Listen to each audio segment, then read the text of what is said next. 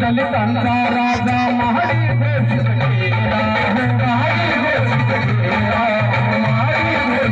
केला, रायगडावर शिवरायांचा राज्याभिषेक झाला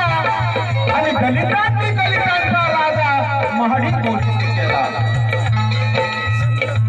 कारण त्या ठिकाणी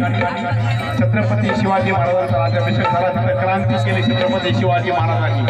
आणि बाबासाहेबांनी चौदारकरांचा सत्याग्रह करून त्या ठिकाणी बाबासाहेबांनी क्रांती केलेली आहे आणि तुम्हा आम्हाला पाणी खुलं करून दिलेलं आहे. त्या चौदारकराच्या ठिकाणी कुत्रे मांजरं जाऊन पाणी प्यायचे, त्यांना म्हणजे सवलत होती त्यांना जायला, पण माणूस असून आम्हाला पाणी प्यायला मिळत नव्हती अशी व्यवस्था या वर्ण व्यवस्था